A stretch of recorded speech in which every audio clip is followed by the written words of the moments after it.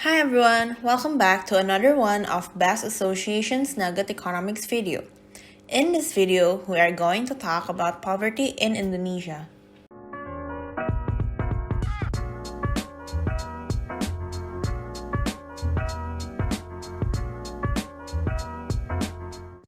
Poverty is the inability to meet the minimum standard requirements of living, which includes both non-food and food.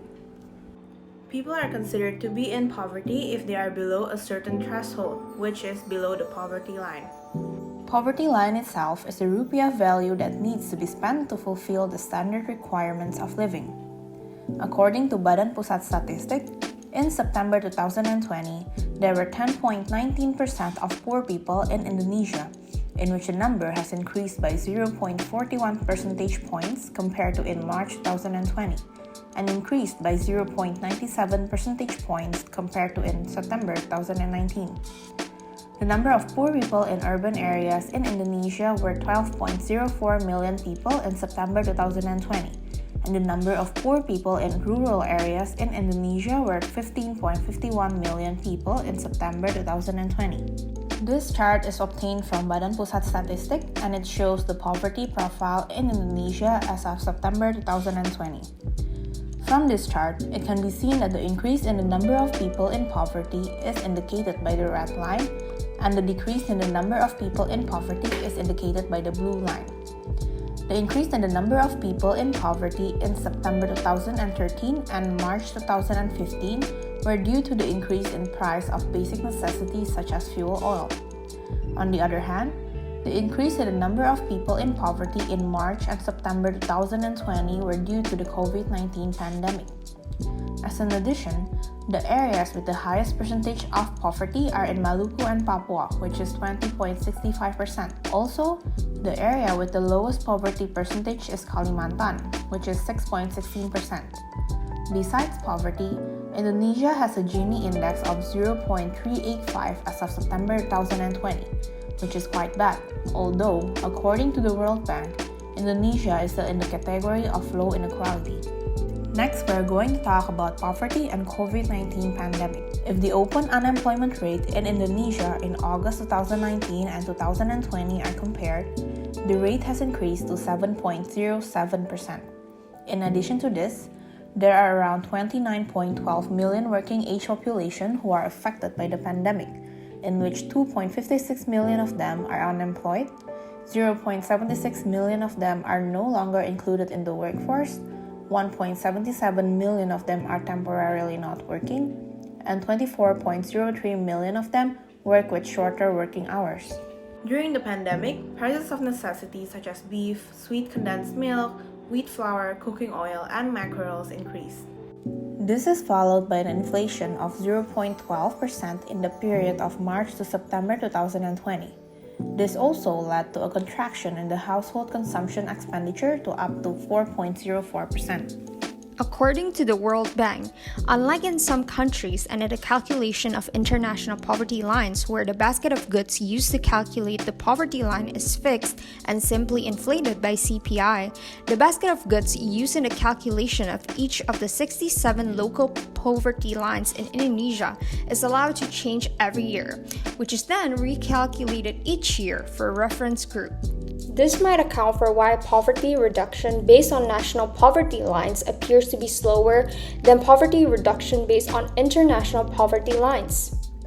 Based on data obtained from ASEAN's key figures, Indonesia has shown good progress in decreasing the poverty rate, going from 16% to 9.2% in the span of 13 years. In recent years, we have seen rapid economic growth from Indonesia. After leaving the idea of an economy dominated heavily by agriculture, urbanization and industrialization began rising as well as international trade, pushing Indonesia's economy to the better. As a result, employment in provinces such as DKI Jakarta is highly concentrated in the industrial sector. Compared to other ASEAN countries, Indonesia has shown a steady growth in economy and continues to push through and catch up with its neighboring countries. However, according to a report released by the Asian Development Bank and International Food Policy Research Institute alongside Indonesia's National Development Planning Agency, or Bappenas, Indonesia still has some serious work to attend to, especially when it comes to addressing food insecurity. In 2019, Indonesia placed 70 out of 119 countries behind Malaysia, Myanmar, Thailand, and Vietnam. As mentioned, we have seen tremendous progress from the Indonesian government in boosting economic growth through policies and incentives.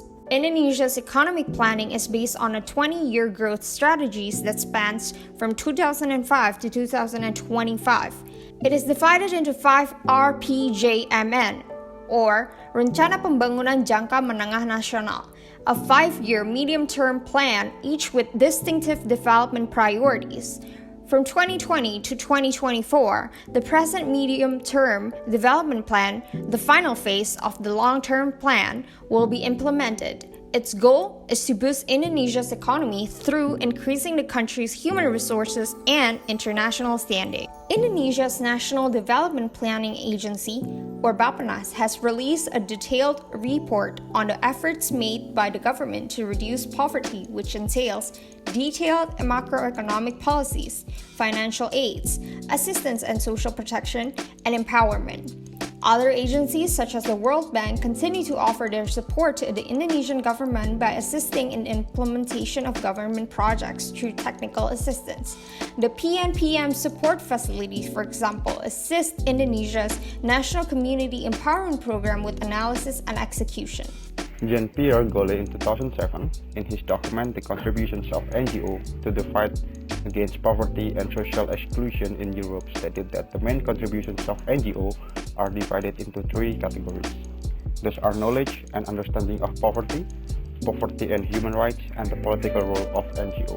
Changing the way society and researchers see poverty and persons who experience it can be better reflect the complexity of poverty. Second, it is to understand that poverty conditions are a violation of human rights. Poor people are feeling that they no longer have rights. NGOs challenge political leaders to make social cohesion and the fight against poverty central to their policies and programs.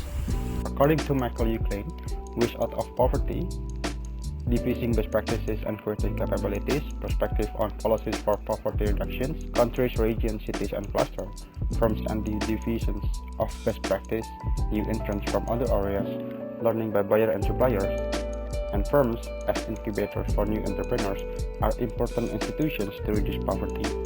Thus are respectively allowing poor people to mobilize to richer countries, operating in more productive regions, moving to cities and clusters of firms, allowing foreign direct investment, dealing with demanding foreign investors to upgrade quality and reduce costs, and encouraging people to set up their own firms. That is all for this video. Thank you for your attention. See you next time.